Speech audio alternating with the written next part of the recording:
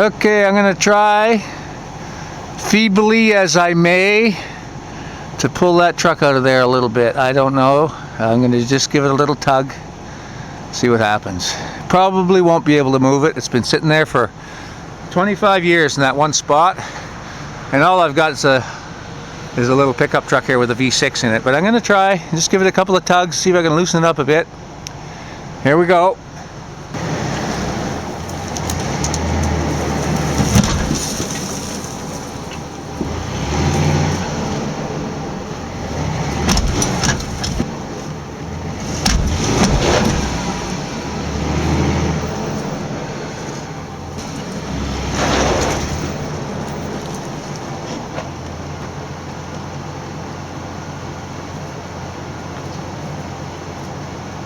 Well, you can see I succeeded.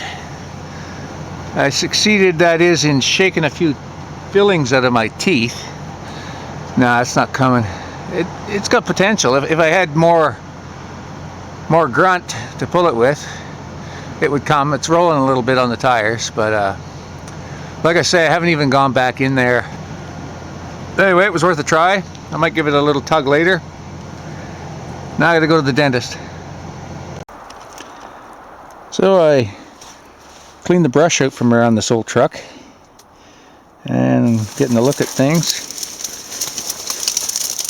It's four-wheel drive. It's got worn hubs on it, and it's pretty well, you know, the cab is shot. The hood came off in 2 or 3 pieces just to open it. It's got a long bed on it here, probably about a 20-foot or more bed, and a hydraulic crane.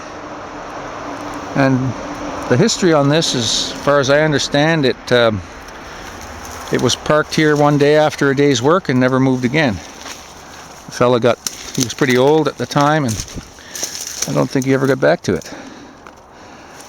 So yeah, it's what he used to do with it was he used to bring logs home, and he had a sawmill. So he'd use this crane and truck assembly to bring his wood home and move the lumber later. There's the wheels on the other side, and like I say, even with all these berry branches growing up into here, it hasn't compromised the side of the tire. It's both inner and outer dualies have are solid still. And there's heavy-duty springs in this with overloads here, and it just looks like it's surface corrosion from sitting, you know, wasn't in a garage. It's just sitting out here, out on the dirt. And yeah,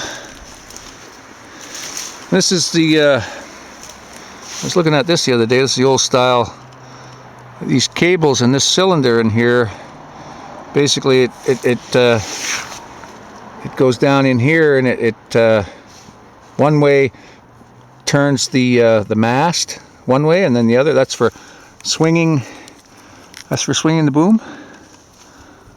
So you could swing it out that way or back, you know.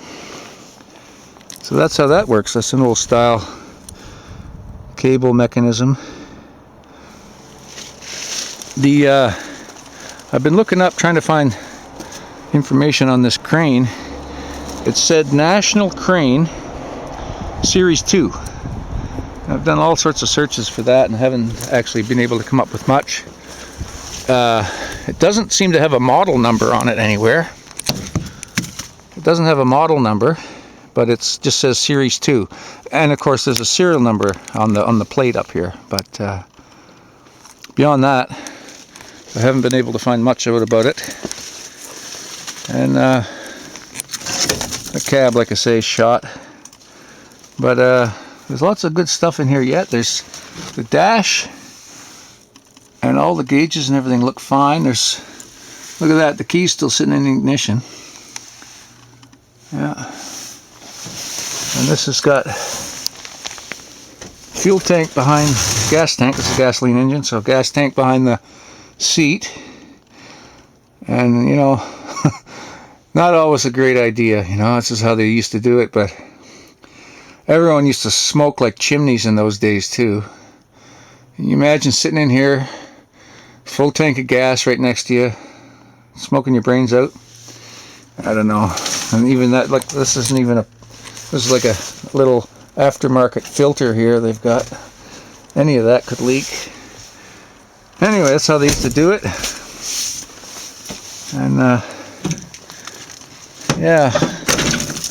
Oh yeah, I looked under here. Some interesting stuff going on in the drivetrain. You can see there's a transfer case here, and so this shaft here comes from the engine into the transfer case, and this this lower shaft here goes to the front differential, and this one goes to the rear differential back here. And then a little farther forward, oh, of course, another thing, I'll show you this side of the hydraulic pump right here, and I'll show you the drive for that on the other side. I'll get down under here.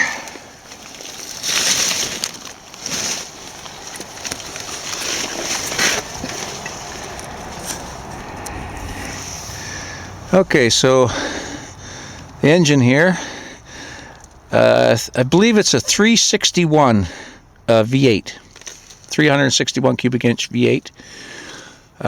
Comes back through the gearbox here, transmission, and here's a PTO on it, power takeoff, and the link that drives the hydraulic pump right here.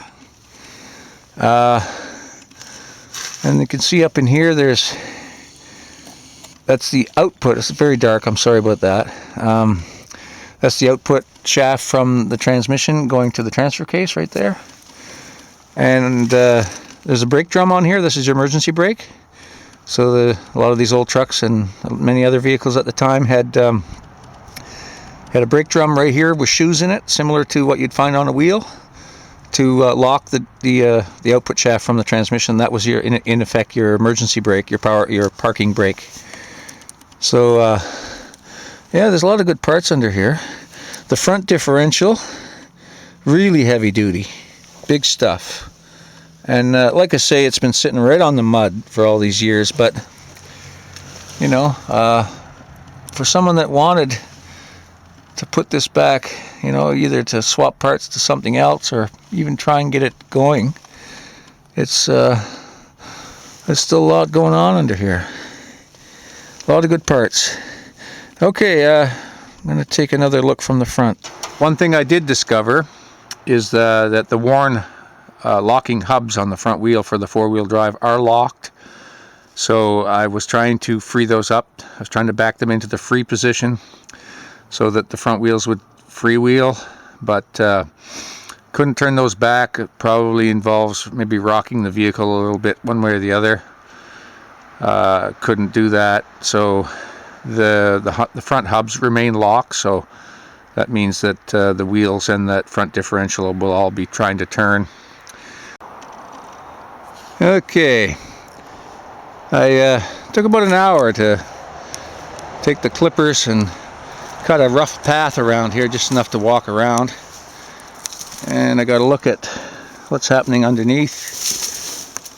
So there's not bad tires on it. Some of them have been retreaded. They're all holding air. Take a look back here.